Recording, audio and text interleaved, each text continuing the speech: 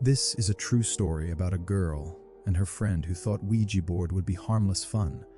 Little did they know the nightmare it would unleash. Without further ado, let's dive in. So, back in 2016, girl named Liz, crashing at her new friend's huge house in Houston.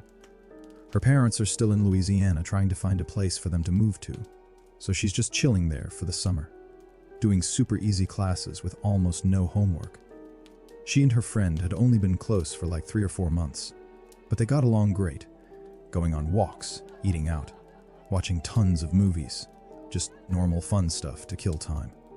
One lazy day, they're in the living room, planning a scary movie night, and the friend's little sister, she's probably 10 or 12, gets all excited and says, "Hey, let's make it even spookier first, grab a Ouija board." She called it a GG board or whatever. Liz and her friend think it's funny. Like, yeah, perfect way to prank the younger sisters and get everyone hyped. They're totally down, but then the family's made. This lady from El Salvador overhears and freaks out big time. She's like, "No, stop. That thing's a straight up door to hell. It'll bring in bad spirits and mess up your whole life." She's dead serious because in her culture, people don't play around with that kind of stuff.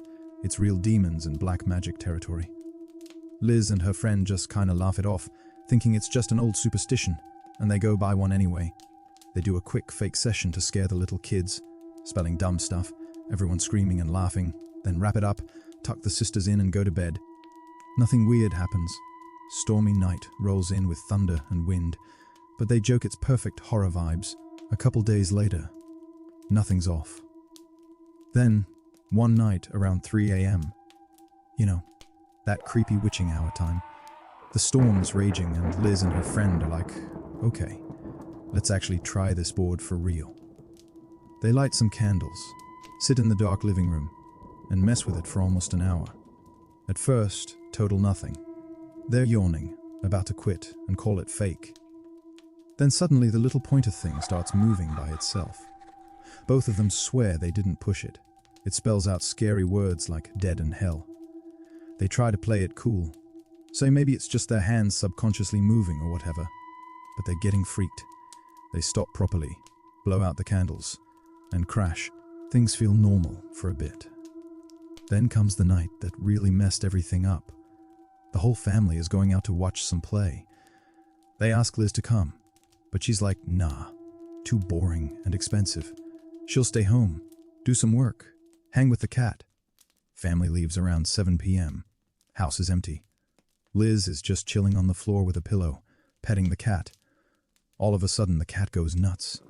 It freezes, stares at empty air like something's there. Eyes huge, growling low, fur all puffed up. It tracks whatever it is across the room, then darts to a corner and keeps staring, breathing heavy. Liz is like, what's wrong with you?" Thinking maybe a bug or something. Then she hears loud running footsteps upstairs, back and forth on one side, knocking sounds, banging. The whole air in the house gets super thick and heavy, like it's hard to breathe, pressing down on her. She's panicking hard. Instead of just running out the front door, she bolts upstairs. As she passes the parents' open bedroom, this deep, growly snore roar comes out. Freaks her out even more. She ends up in the little sister's room, slams the door, backs up, stands there, and bam, the floor under her feet gets burning hot. Like standing on a heater, but there's nothing there. She moves, the hot spot moves with her. It's like something's right under the floor, following her every step. She's thinking, "This is it, I'm done tonight." So she starts saying whatever protection prayers she knows, just asking God to handle it. She flings the door open, runs down the spiral stairs, doesn't even trip, miracle, bursts outside onto the porch. The second she's out, it's like the whole world changes. Fresh air, pressure gone, everything feels safe again. Neighborhood's dark and quiet. She sits out there for like 2 hours straight, heart pounding, trying to call her friend but not wanting to scare her. Eventually sneaks back in. House feels normal now. Whatever it was, it's gone. She gets this awful headache, doodles a bit to calm down and passes out hard. After that, weird little things keep happening every few days.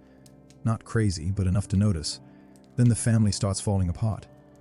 The parents have a massive fight at that play, and it drags on at home for a whole week. Everyone's tense and miserable.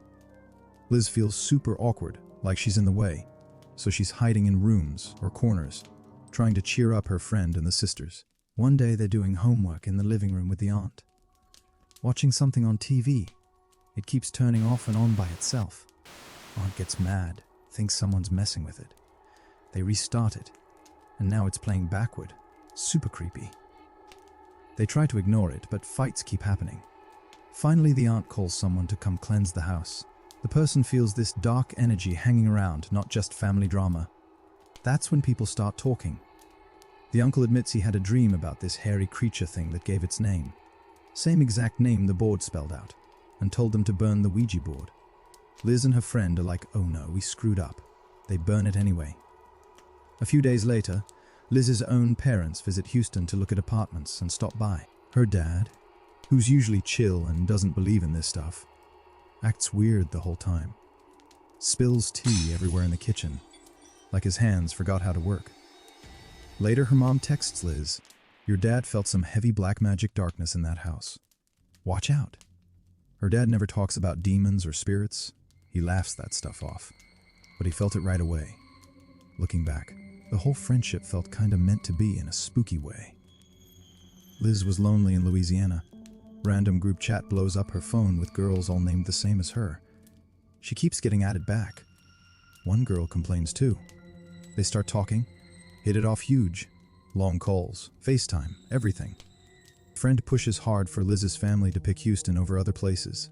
Even gets her strict parents to let her stay over. Huge deal. Both families have 3 girls each. Too many weird coincidences. The thing they let in? Its name matches stuff online that messes with homes, brings sadness, arguments, stress, but never hurts you physically. Even now, years later, the house gets that off feeling sometimes. That hot spot in the little sister's room followed Liz when she moved. It was real, like standing next to something solid. Moral of the story, leave those boards alone, folks. You never know what you're inviting in.